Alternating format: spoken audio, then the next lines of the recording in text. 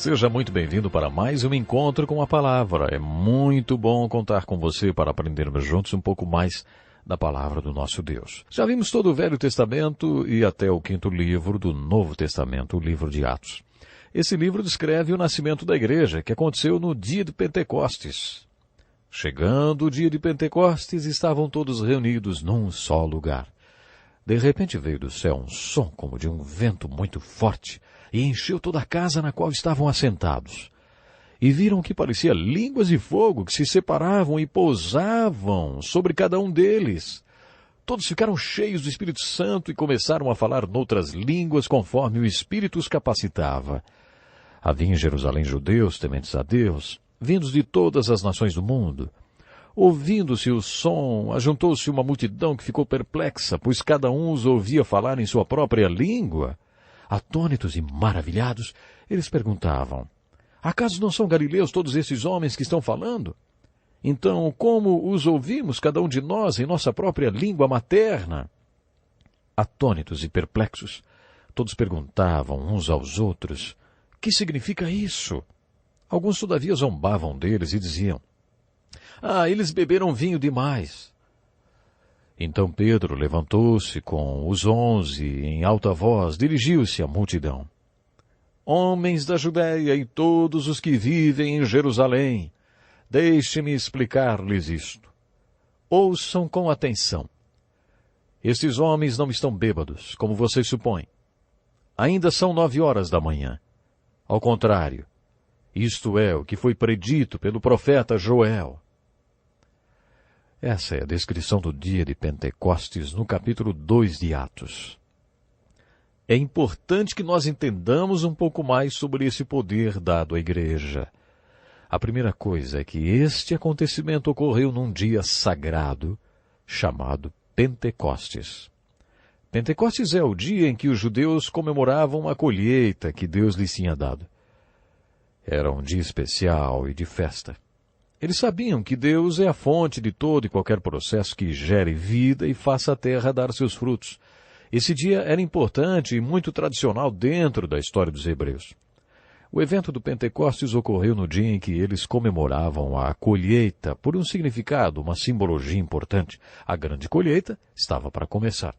Deus estava começando a sua maior colheita. Quando Jesus falou desta colheita, ele disse: abram os olhos e vejam os campos, eles estão maduros para a colheita. Jesus estava dizendo que o povo estava maduro, pronto para o seu evangelho, interessado nas coisas espirituais. Abram os olhos e vejam os campos, eles estão maduros para a colheita. Deus começou a construir sua igreja no dia de Pentecostes. Você está lembrado do propósito da igreja? O propósito da igreja era a grande comissão. Vão, façam discípulos e construam minha igreja fazendo discípulos. Esse é o propósito para o qual o poder do Pentecostes veio. E é por isso que veio no dia da colheita, no dia do Pentecostes. Quando chegou o grande dia, sinais e maravilhas acompanharam a vinda do Espírito Santo. Como eu já disse, talvez o maior de todos os milagres tenha sido as 3.000 pessoas que se tornaram discípulos naquele dia. Lembre-se, foi para esse fim que o poder foi derramado. Nunca se esqueça disso. Mas outros sinais também fizeram parte da vida do poder pentecostal. Houve um som, um barulho como de um vento muito forte. Esse barulho foi tão forte que atraiu as multidões que vieram para ver o que estava acontecendo. Talvez tenha sido como o barulho de um furacão ou alguma coisa parecida. Depois disso, línguas de fogo vieram, se separaram e desceram sobre cada um que estava profetizando, e as pessoas falavam em outras línguas. O interessante a respeito deste fenômeno é que todos entendiam o que estava sendo dito. Não importava que língua era falada, todos entendiam. Existem 2 pontos importantes sobre o dia do Pentecostes que nos ajudam a entender o seu significado. A primeira pergunta que fizeram foi: que significa isso? Quando Pedro disse: deixe-me explicar isto. Isto é o que foi predito pelo profeta Joel. O que Joel profetizou foi que nos últimos dias Deus derramaria seu Espírito sobre seus filhos e filhas, e que eles profetizariam. Lembre-se do que aprendemos quando estudamos os profetas. Um profeta é alguém que fala por Deus ou através de quem Deus fala. Profetizar é falar por Deus. Quando Moisés foi para o Monte Sinai e intercedeu pelo povo, foi um profeta. Quando Deus deu a ele uma palavra para o povo, e Moisés chegou lá embaixo com aquela palavra de Deus para o povo e a anunciou, ele foi um profeta. Deus falando através de um homem é profecia. No capítulo 2 de Atos, a mensagem veio através do milagre de línguas e foi uma profecia. Esta profecia era uma mensagem de Deus para os homens. O capítulo 14 de 1 Coríntios, no Novo Testamento, é um texto que fala sobre línguas. O dom de línguas sobre o qual Paulo fala nesse texto parece ser diferente das línguas faladas no dia do Pentecostes. O texto de 1 Coríntios diz o seguinte: pois quem fala em uma língua não fala aos homens, mas a Deus. De fato, ninguém o entende. Em espírito fala mistérios. Essas são as palavras de Paulo. Nesse caso, a pessoa não fala línguas, mas mistérios. Portanto, não fala para homens, e sim para Deus. A pessoa está falando com Deus, não com homens. Os homens não conseguem entender porque fala mistérios no espírito para Deus. Essa manifestação de línguas é diferente da ocorrida no capítulo 2 de Atos. Pedro disse: isso é profecia. Foi o que o profeta Joel disse que aconteceria, que os filhos de Deus profetizariam quando o Espírito de Deus fosse derramado sobre eles. Isto aconteceu no dia de Pentecostes. Essa profecia superou a barreira dos idiomas e foi dirigida aos homens. Parece-me que no texto de 1 Coríntios 14, o dom de línguas é outro assunto. O dom de línguas naquele texto parece ser uma linguagem de oração, que permite que expressemos a Deus o que só é possível através da manifestação de línguas. Em Romanos 8, Paulo fala assim, o Espírito nos ajuda em nossa fraqueza, pois não sabemos como orar, mas o próprio Espírito intercede por nós, com gemidos inexprimíveis. O Espírito Santo pode controlar nossa língua e expressar coisas inexprimíveis. Esse é o dom de línguas. Entretanto, o que aconteceu no livro de Atos, no dia de Pentecostes, foi um sinal, uma maravilha que veio junto com a vinda do Pentecostes. Essa manifestação de línguas era outra coisa. Esse dom de línguas era profecia. Lendo o livro de Atos, descobrimos que aconteceram várias experiências de Pentecostes. Houve um Pentecostes quando o Evangelho começou a se espalhar em Jerusalém. Quando a mensagem foi para Samaria, houve outro. O Espírito Santo veio outra vez, como veio no dia de Pentecostes. Depois o Evangelho rumou para o mundo gentil, não judeu, como lemos no capítulo 10 de Atos. E aí houve mais um Pentecostes. Quando foi para a Europa, também aconteceu uma experiência muito bonita, uma intervenção divina no ministério de Paulo. Essa experiência o impediu de ir para a Ásia e o dirigiu para a Europa. Depois, quando o Evangelho se espalhou pela Ásia e foi para Éfeso, houve outro Pentecostes. O livro de Atos relata vários Pentecostes. Procure identificar cada um deles. Observe como cada um está relacionado com o propósito da igreja, que era e ainda é a grande comissão. Mas receberão poder quando o Espírito Santo descer sobre vocês, e serão minhas testemunhas em Jerusalém, em toda a Judéia e Samaria e até os confins da terra. O Pentecostes se manifestou de várias maneiras à medida que a grande comissão foi sendo cumprida. Observe mais uma coisa enquanto estiver estudando o livro de Atos. Observe os padrões que surgem na primeira geração da igreja. Apenas recapitulando, observe o propósito da igreja, a promessa para a igreja, o poder da igreja. Observe a performance da igreja. Observe a pregação e o povo que compõe a igreja.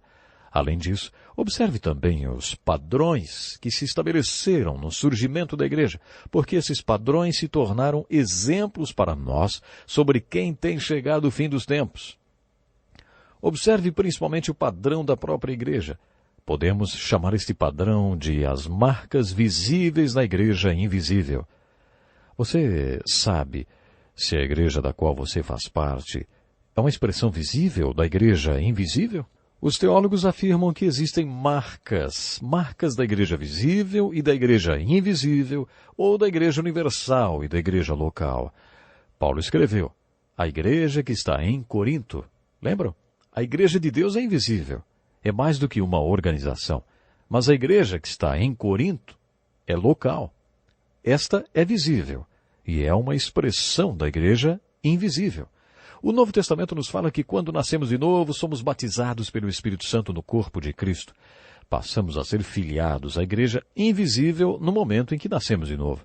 Mas dentro dessa igreja invisível, filiamo-nos a uma igreja local, que é uma expressão visível da igreja universal invisível. Nesse sentido, como podemos saber se a igreja local a qual pertencemos é continuação da igreja do livro de Atos? Atos é o livro da história da primeira geração da igreja. Você está lembrado que em Mateus 16 Jesus prometeu que as portas do inferno não prevalecerão contra a igreja? A próxima marca é a comunhão. E eis uma das falhas da igreja hoje. Num típico domingo de escola dominical, às 10 horas, o pastor, todo cheiroso, de terno, gravata, começa a pregar. A igreja também, toda cheirosa e em roupas de igreja, ouve o sermão. Então, depois de ouvirem o sermão, os membros da igreja saem comentando: "Puxa, que sermão bom!" E a coisa para por aí até o próximo domingo, quando todos voltam para mais um culto. Pode ser também que eles assistam o culto pela televisão, porque aí nem precisam se dar ao trabalho de interagir com o pastor ou com os outros membros. As pessoas parece que não querem comunhão. Mas, no livro de Atos, os apóstolos acreditavam que as pessoas na igreja deveriam interagir umas com as outras. De onde eles tiraram essa ideia? Talvez de Jesus, quando ele disse: "Venham e verão." Jesus convidou os discípulos para viverem com ele, para que eles vissem como ele vivia. Vimos isso quando estudamos o primeiro capítulo de João. Os convertidos do dia do Pentecostes tinham comunhão com seus professores e os apóstolos. A palavra grega para comunhão é koinonia.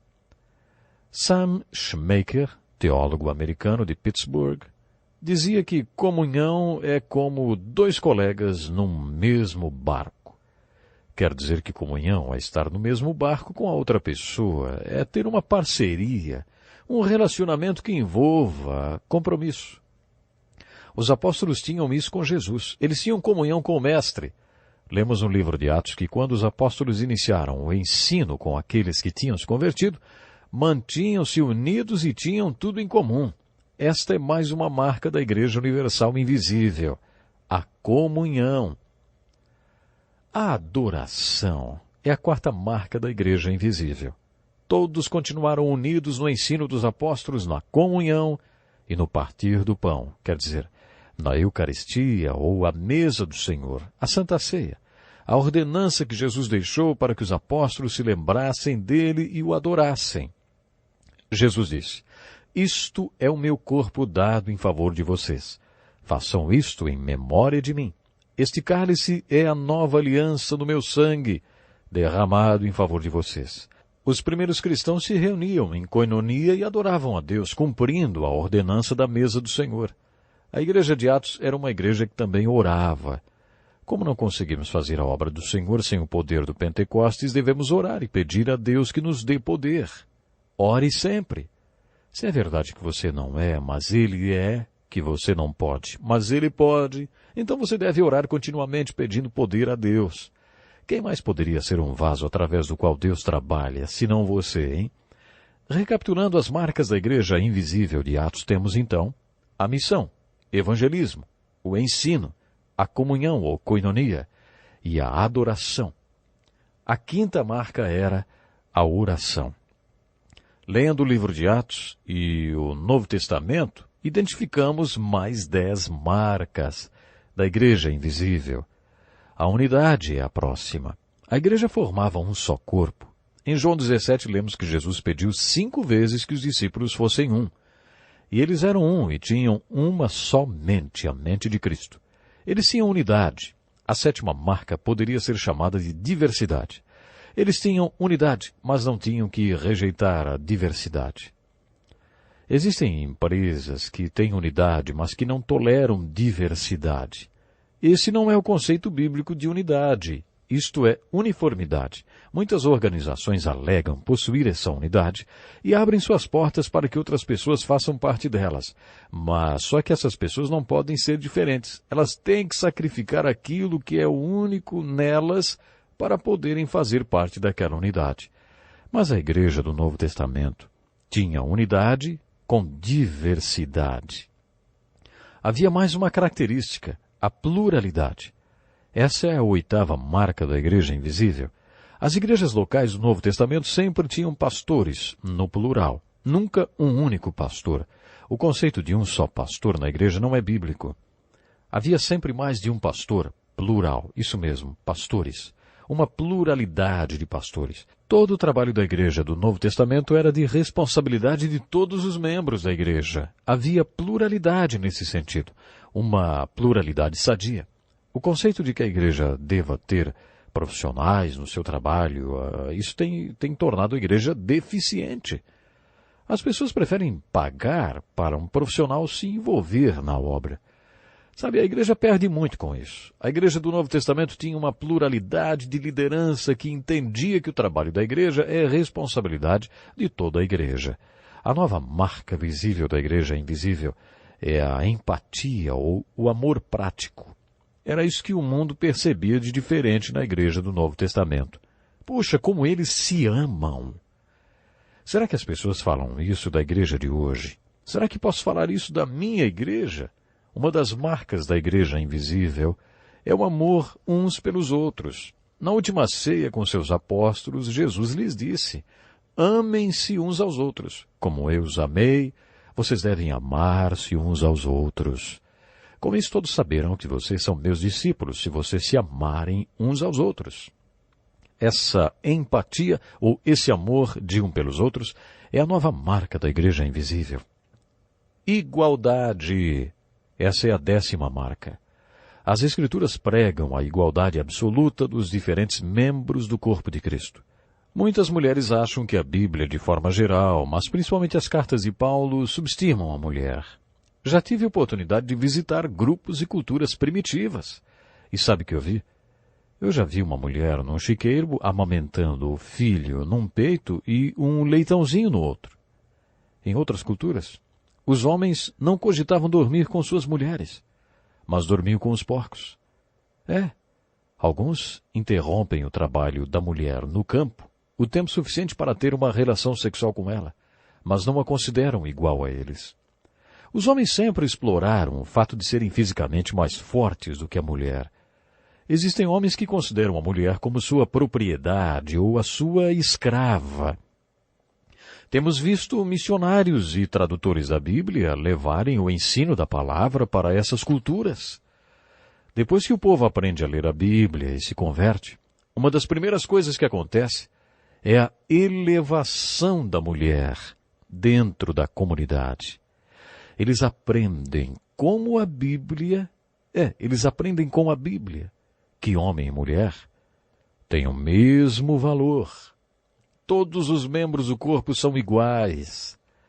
Por isso a empatia e a igualdade são características desse corpo de crentes em Jesus chamado igreja.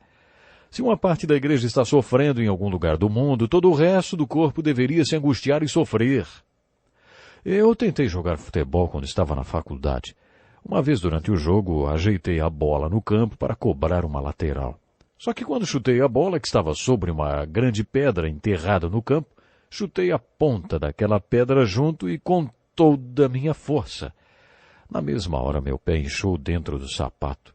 Arrastaram-me para fora do campo e me levaram para o hospital. O dedão do meu pé estava triturado até a sua junta. Ah, que dor horrível! Enquanto eles cuidavam do meu dedão, eu tinha dores fortíssimas no estômago. A pancada tinha sido no dedão do pé, mas o meu estômago estava doendo também. Eles me disseram que aquela reação era causada pela empatia do sistema nervoso. Tudo está ligado. Segundo o apóstolo Paulo, é assim que deveria acontecer com a igreja. Se o membro sofre, todos sofrem também por causa da empatia entre eles. É assim que deveria ser com a igreja local.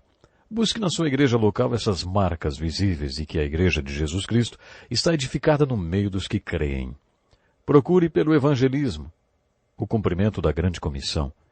Procure pelo ensino, pela koinonia ou comunhão, pela adoração, a oração, pela unidade com diversidade. Procure pela pluralidade, pela empatia e a igualdade. Na sua leitura do livro de Atos, busque pelos padrões que demonstram que a igreja é e deve ser. Existem padrões que devem ser seguidos e devemos buscá-los. Não é sempre que vamos acertar, mas, pelo menos, devemos ter certeza do padrão-alvo que devemos perseguir. O livro de Atos nos mostra, de maneira prática, quais são esses padrões para a igreja local e como ela deve agir. Encontramos muitos outros padrões para a igreja no livro de Atos, além destes 10 mencionados. Por exemplo, perseguições e problemas internos. Esses 2 padrões sempre estiveram presentes na igreja. Costumamos dizer que o diabo passou 3 séculos tentando acabar com a igreja através da perseguição. Como não conseguiu, por volta do ano 313 d.C., ele se infiltrou nela. Foi quando o imperador Constantino abraçou a fé cristã e tornou o cristianismo a religião oficial. A partir daí, todo mundo queria ser cristão. É por isso que no ano 500 d.C., só se conseguiu um emprego no Império Romano se declarasse cristão. Desde esse tempo temos enfrentado um grande desafio. Como diferenciar quem é e quem não é cristão, para o caso de querer atingir só os cristãos? Como saber quem é realmente cristão? Desde que o diabo entrou para a igreja, tem sido difícil dizer quem é e quem não é. Mas observe este padrão. Quando não existe perseguição, o problema aparece dentro da congregação. Procure observar no livro de Atos quais eram os padrões e procure aprender com esse livro histórico do Novo Testamento, porque essas coisas aconteceram a eles como exemplos e foram escritas como advertência para nós, sobre quem tem chegado o fim dos tempos. Você identifica todas essas marcas e padrões na sua igreja local? Ore a respeito disso. Coloque diante de Deus a sua vida e a sua igreja, para que ela tenha todas as marcas da igreja invisível do livro de Atos. Eu conto com você para o próximo programa. Até lá. Este é um estudo escrito pelo Dr. Dick Woodward, na voz do pastor Edson Bruno. Até o nosso próximo encontro com a palavra.